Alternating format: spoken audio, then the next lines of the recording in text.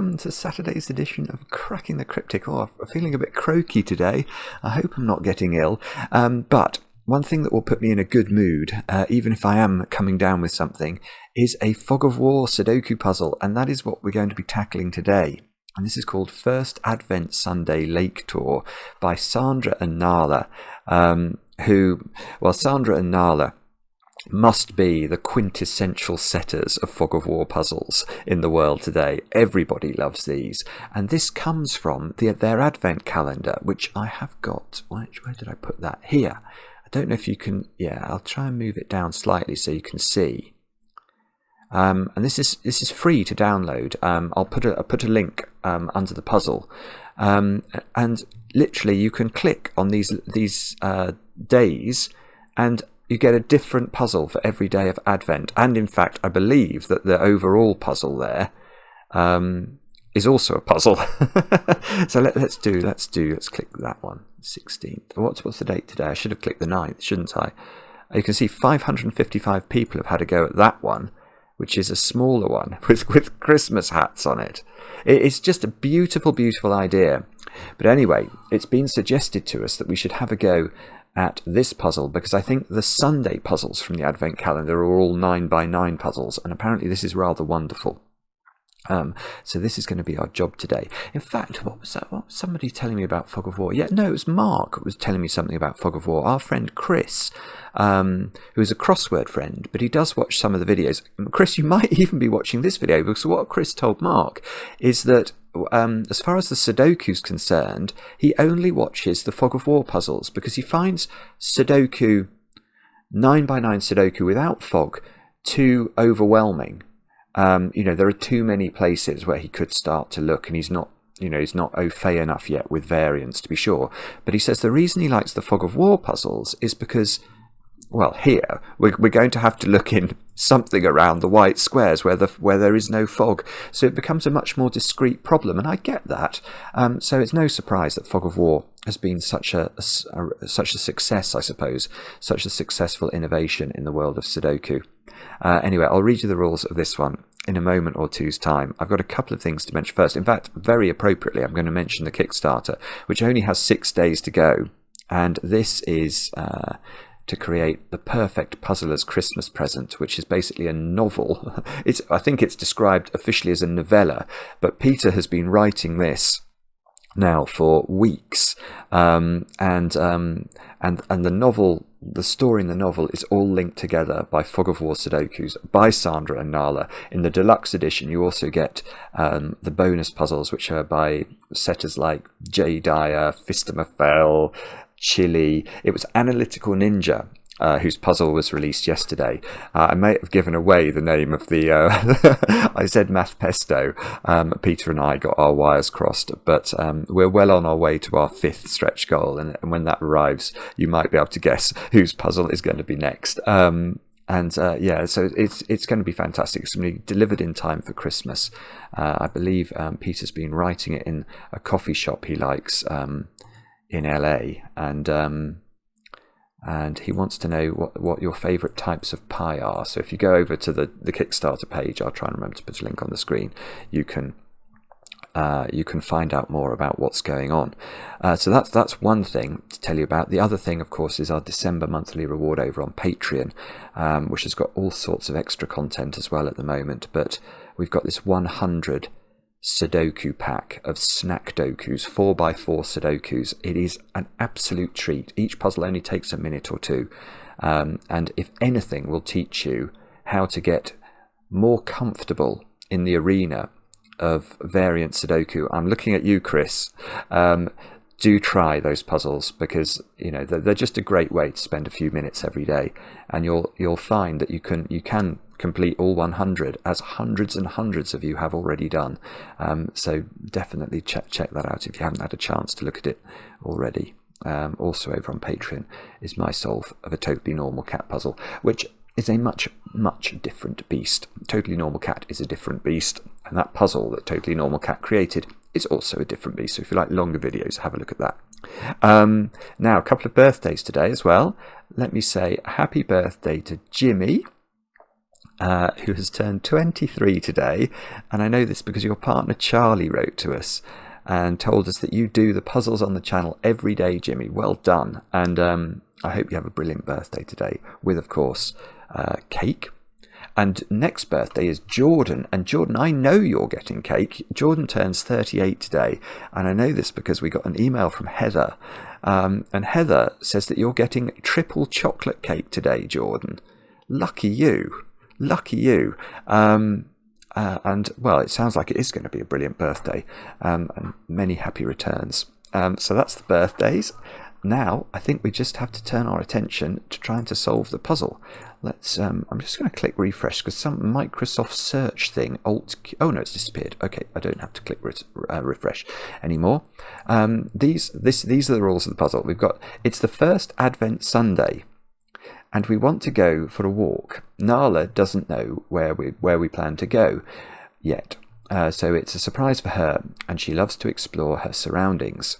Normal Sudoku rules apply, so we have to put the digits 1 to 9 once each in every row, in every column, and in every 3x3 box.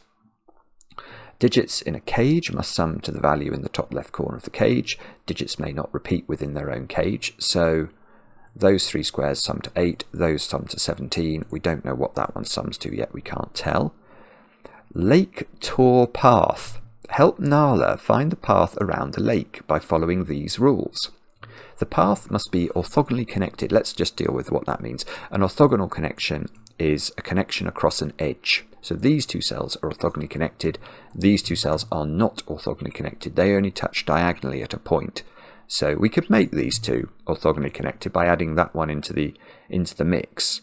But when it talks about an orthogonally connected path, that means a path that does this sort of thing, not a path that does this. Whoopsie, not a path that does that sort of thing. Right, the path must be orthogonally connected and visit all cells of all cages. Right, so all of these cage cells are on the path. The path forms a loop, i.e. it has no start or end point. The path can touch itself diagonally, however it is not allowed to touch orthogonally, i.e. no cell on the path can share edges with more than 2 other cells on the path. That's a lovely way of describing that, actually. So what that means is the path can touch itself diagonally. So let's try and achieve that. So that would be a possible path around the lake, because although it touches diagonally here, you can see that there are no cells on the path that share edges with more than 2 other cells on the path. Now let's tweak that and try and do that and claim that the path is moving. Oh, hang on, I'd lost the path there. Claim that the path is moving. How should we do this? Let's say that the path did that. You can see that this is a bigger problem because this cell here, it touches those 2 on the path, but it also touches that one on the path. So it shares an edge with 3 cells on the path, which is expressly against the rules. Digits along, we mustn't miss out this rule. Digits along the path differ by at most 2. That's not a very big difference. So basically everything along the path is quite close in value to the next cells along the path. Digits separated by a white dot are consecutive. We can't see any of those, but imagine this domino had a white dot between it. Then if this was a 2, this would have to be a 1 or a 3. Digits separated by a black dot are in a 1 to 2 ratio, which means one of the digits will be double the other. Not all possible dots are given. And additionally, the grid is partially covered in fog, and placing correct digits will clear the fog from the surrounding cells, possibly revealing more clues. So imagine we worked out what this digit was. That will clear all of this fog away, and we might see some things underneath which will help us to solve the puzzle. The way to solve Fog of War, though, the way that Sandra and Nala have designed the puzzle, is that we should not be guessing cells and revealing what's behind the fog. The idea is we can use the logic in the white cells to work out digits and gradually clear the fog. So if you want to have the true experience, don't cheat. Do have a go. The way to play is to click the link under the video as usual, but now I get to play. Let's get cracking. Now, we're told, aren't we, that the path has to go through all of the cells. So why don't we go for... which I don't like that colour. Might go... red's a bit bolder. We'll go red. Okay, so the path clearly goes through all of those cells because it has to occupy every cell along that's in a cage. Now you may say, how do I know that it does this rather than that, for example? Well, it's for the reason that the path can't touch itself.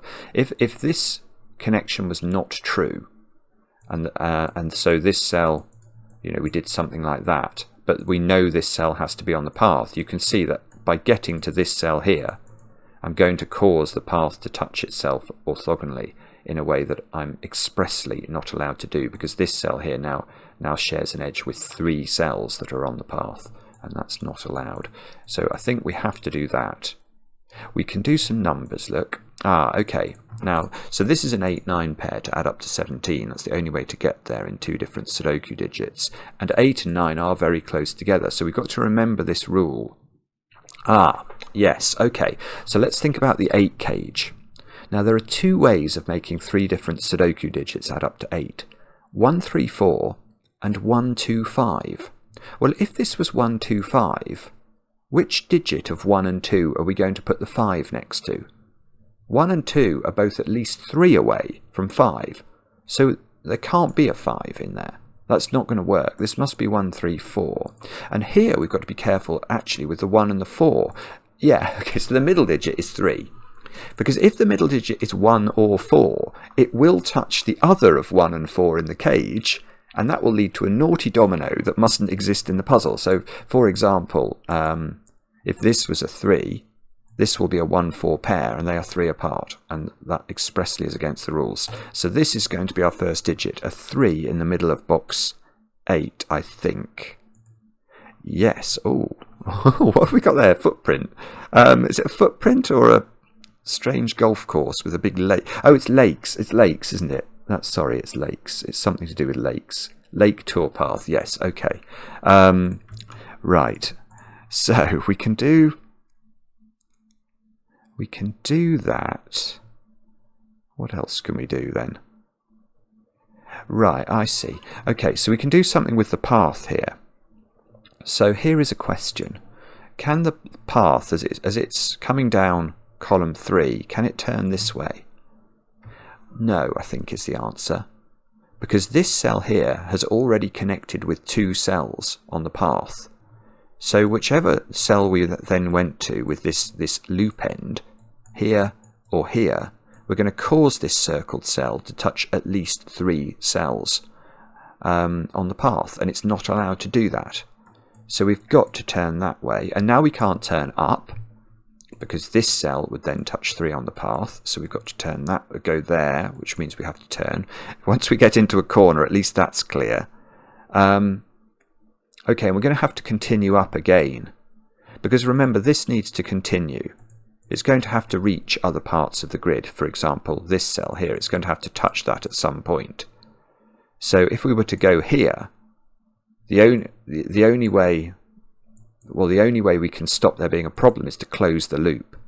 Because if we do that, for example, you can see that this cell here has touched this cell 1, 2, 3, and that's not going to work. Apologies if you're not as used to loops as I am, but yeah, I mean that's a very clear loop segment extension to me. And again, I can't do that now, can I? Because then this cell has touched three loop segments, so we've got to go up again. We can't turn that way because the loop will touch itself. We can't turn that way or the loop will touch itself, so we have to do that. We've got to be very careful here. Right, so we have definitely got a diagonal connection between these 2 cells of the loop, but we can't close the loop because we've not included these cells which we know are on the loop. So there's no way that this can come into this square, because it will form an orthogonal connection, which it simply must do. So we have to get away from this square. This square is out of bounds for the loop now. So we're going to have to go up there. And now these two must close with aplomb. And they must close efficiently like this. And again, if you're not seeing that and you can't understand why that's true, let's try and make them not close. So now this cell, it could go there, for example. This could go here. But now ask the question, how many cells of loop has this touched orthogonally? One above it, one below it, and one to the side of it. That's 3, and that's not correct, is it? So we're going to have to close that like that.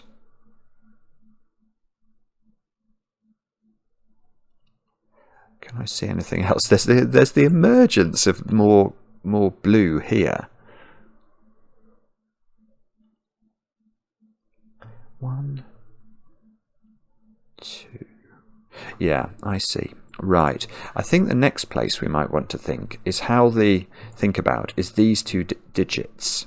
Now imagine for a moment this was a 1. In fact, maybe it's a better question. Yeah, we can actually just extend this square here. It can't be 8 or 9, but it has to be within 2 of whatever this digit is, so it can't be lower than 6. If this was 5, whatever this was, it would be at least 3 away. So that's 6 or 7. Now we're going towards a lower number, aren't we? So what's the lowest this digit could possibly be? And I think it's 4. So it's 4 or 5 or something like that. Well, how could this be a 1 then? 1 cannot connect to 4 or 5 under this loop arrangement. So I think this has to be 4. Yes, that's got to be 1. This has got to be... It's got to be between these two, hasn't it? It couldn't go down to being a 2, for example, and then connect to this. So that's at least... That's a 5 or a 6, I want to say.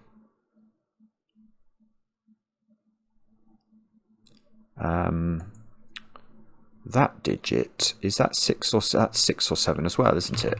This is a 6-7 pair.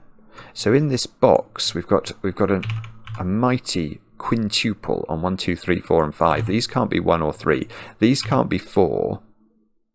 This square has to be within 2 of this one, so it can't be very low. That's got to be 4 or 5 in the corner. That's a 2, 4, 5 triple, which means these squares now have begun. Ah, no! What did I do then?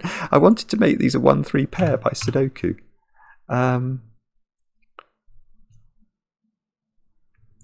Is there some reason now? Oh, I don't know. 6 or 7, 4 or 5. I mean, that could be 2, or it could be 4, or it could be 5. It could still connect to 1 or 3 on the line. We don't even know what this is. Ah! What am I meant to do now? Oh, sorry. I can't see this at all. I've got a 7 cage here, but...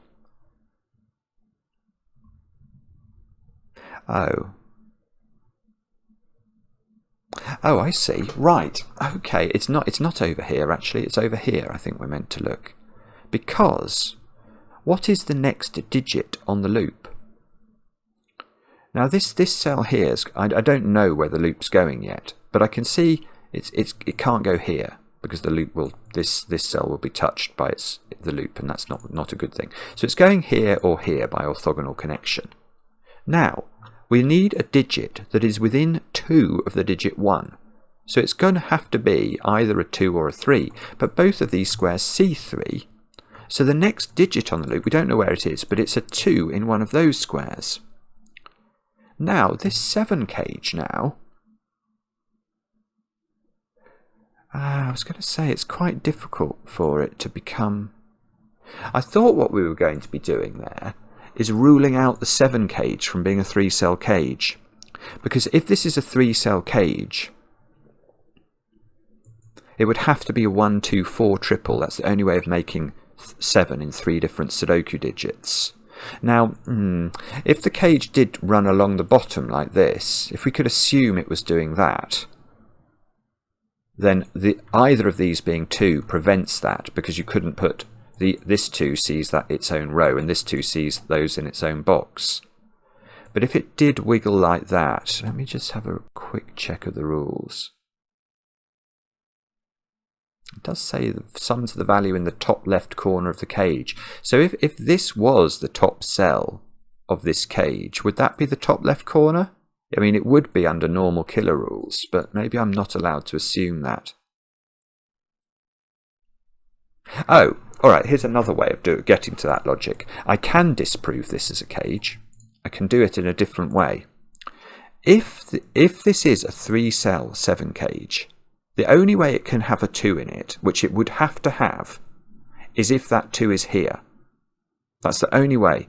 Because if we put the 2 in the bottom row, either of these being a 2 causes a problem. If we put the 2 here and the loop continues to here, then this could be a 2 by Sudoku, couldn't it?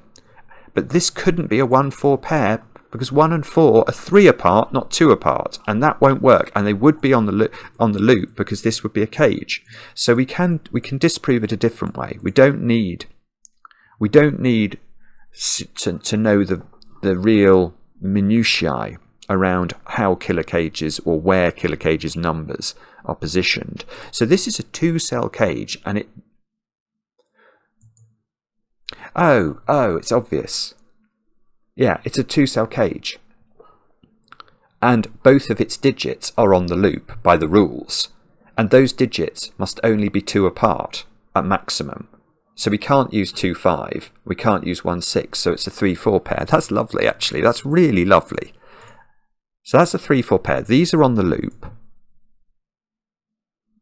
Oh, all right, hang on. That's giving me that digit. I'm going to take that. That's going to clear fog as well. So I'm going to take that small win. Right, and in fact, that's a 2-4 pair now looking at this square. So this can't be the 2. So this must be the 2, which must be the way that the loop then continues.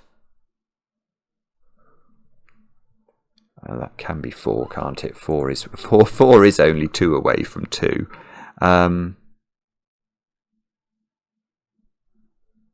Okay, so there's a 2 up here by Sudoku. Right, where is 1 in this box? It's got to go here by Sudoku. Oh no, I thought we were going to at least get. I thought we were going to clear something that was useful and earn some more furniture underneath the fog, but we didn't. Oh, this is bad news, bears, isn't it? Because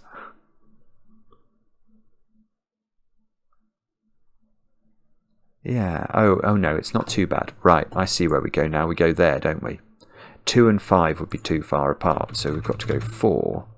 Therefore, this is 2. Now, this can't be 1. It would be too far apart. Ah, this is good. Phew. I was getting concerned then that I couldn't see how we were ever going to learn more about the world. Okay, this is a 2-cell cage, but the digits in it can't be more than 2 apart, so it can't be a 1-5 cage because they're 4 apart. Knowledge bomb. So it must be a 2-4 cage, and we know the order by Sudoku. So that's 2, that's 4. There's a black dot here that hasn't got 2 or 4 on it, so it must have 3 and 6 on it. The way I know that quickly is I know all of the black dot relationships in Sudoku, and I think of them as 2 different chains. So there's one chain that involves 1, which doubles to 2, which doubles to 4, which doubles to 8. So I know 1, 2, 4, and 8 are a possible combination along black dot digits. But once you take 2 and 4 from that combination, you can't have 1 and 8 as the other digits because they're not. One isn't double the other. And the only other pair that works is 3, 6, because 5, 7, and 9 can never be on a black dot relationship because digits like 2.5, 3.5, and 4.5 are not Sudoku digits, and 10, 14, and 18 are not Sudoku digits. Right, look, this is 3, 6, so that's doing some work. So that's now 7. Didn't clear any fog, but it didn't deserve to.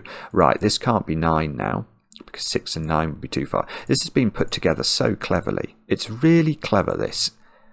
Now, what are those squares then? They're a 7, 9 pair, look. So these are 5, 6, and 8. Don't see how we know the order of those. I might be missing a trick here. Oh, okay. Ah, What's that digit? Okay, yeah, that's it, isn't it? What's this digit? It's got to be within 2 of 4. Now, it can't be 3, and it can't be 2, so it's got to be higher than 4, but it can't be 6, so it is 5. Yeah, well, there's another cage, right, so we can do some more line drawing. Now, what are the digits we've got to put in this box? 1, 7, 8, and 9. Let's actually just slot there. That's a naked single 1. See 7, 8, 9 in the column, so that's actually not too difficult to see. Okay, and one is a useful digit on the loop, isn't it? Because it only has the partners 2 and 3, and 3 is not possible, so that must be 2. Ooh, okay, it's a 10 cage. Look, 4-cell 10 cage. Well, in Sudoku, the only way of making that happen, given all the digits have to be different in the cage, are 1, 2, 3, and 4. Let me just double check. It did say, yeah. I was just checking that there was a rule in this puzzle that said that digits can't repeat within a cage, but there is, and that's standard then. So we can do these by Sudoku. We've not put 5 into this column, so we should put that in. We've got a 2-cell 10 cage. All right, now look, we can do all of this is forced because we've got to stay on the loop whenever we go into cages, and these two digits have to be not to be more than 2 apart. So they can't be 3, 7, 2, 8 or 1, 9. They must be 4 and 6, and we note the order. Lovely. Absolutely lovely. I didn't do the 5, 6, 8 at the bottom, though. Oh. Yeah, okay. So we need to think about how we close the loop here. Now, the 1 clearly can't go into a 7, 8 or a 9. And neither can the 1 sort of loop away from this position, because in getting back to this cell it's going to have to pass itself there, isn't it? And to do that, this cell here is going to touch the loop 3 times. So in fact we have to go down and across, and in order to do that, this must be a 3, that must be a 6.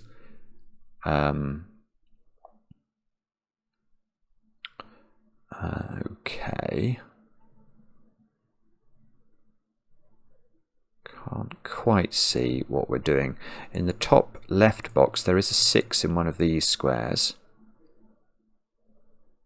There is a 1 in one of the top 2 squares, because the 1 can't go here because this is a white dot relationship. We may as well pencil mark this digit actually. That's got to be 6, 7, 8 or 9, because it's got to be consecutive with a 7, 8 or a 9. The loop has to continue, doesn't it? Because it can't turn here, or this cell would touch the loop 3 times.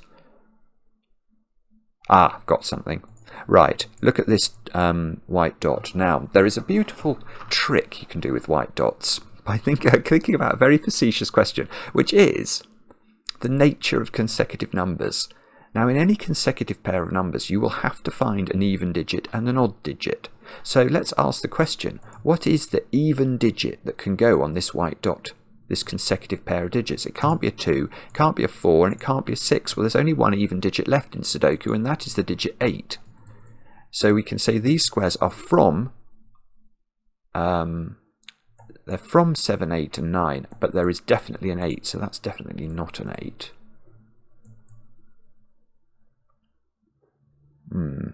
Okay. Oh, okay, so where's 2 now in this box? Sorry, that was fairly clear, wasn't it? It's got to go here. Where's 1 in this box? It's got to go here. Oh no, I thought it was going to get me the 1 in box 1, but it doesn't. So these are from 5, 7, and 9. We know they can't include the 8. We can't have a 9 here because it would be too far away from the 6.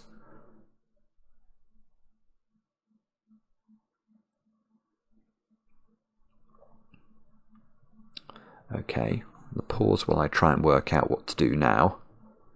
It was going quite well for a moment or two. 1 in the central box.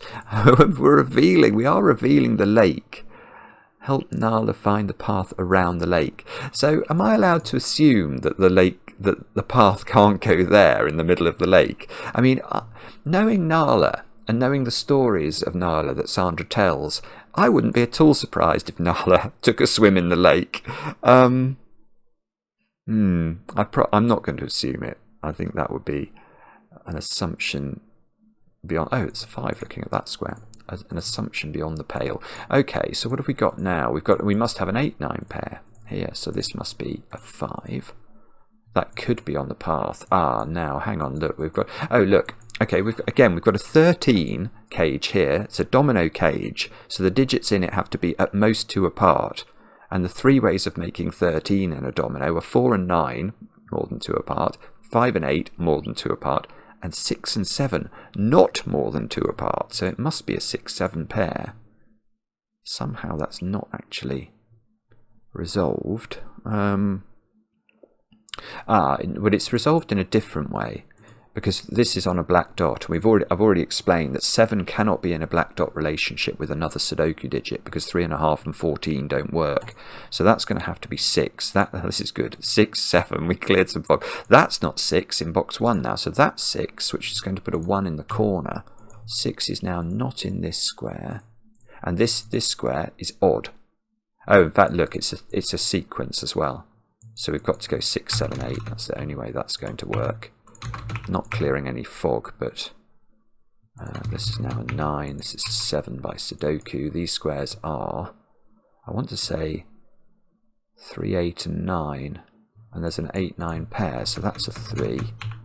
This is an 8, 9 pair. In this row, we've not put in 4 and 5.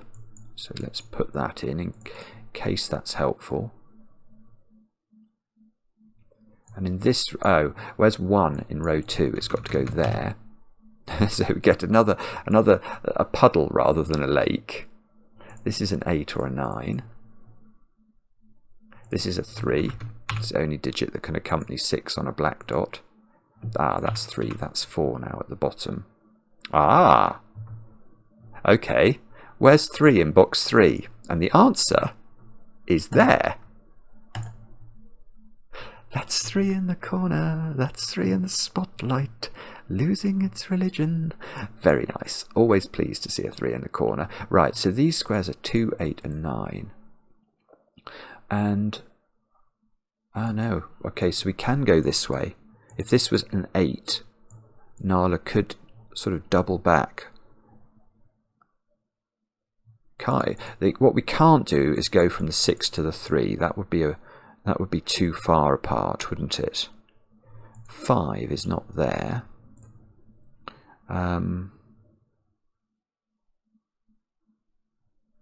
Bobbins, okay. So what do we do now? There's a 1 in one of those 2 squares. There's a 2 in one of these.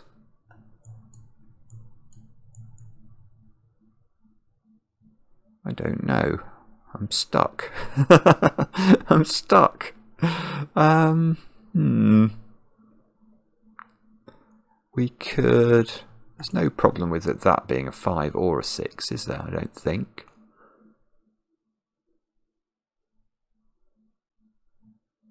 Not sure whether it's... Oh, there are 4 3s looking at this box. I mean, I don't think that's going to do very much. In fact, we've got almost all the 3s in the grid. The only 3 we haven't got is that I think there is a 3 there. I did clear fog, but not in a useful way. 4, 6, 8, 9. 4, 6, 8. 4, 6, 9. I don't quite know how we do the lake bit in the middle. Let's try... Actually, I should. I keep changing my mind about where next to go. Actually, oh, here's a thought. If the path continued to the 1, we know 1 is the most restricted digit in that it can only, the next cell on the loop could only be a 2 or a 3, and the 2 is too far away. So this has to turn. It has to go there. So I wonder if this digit's under pressure. It can't be 1, 2, 3, or 4. There's 5. Okay, yes, it is under pressure. That's right. That's now 5. So that's how that got resolved. But that's not going to help with the 6, 8 pair, is it? I don't think. So what are those digits then?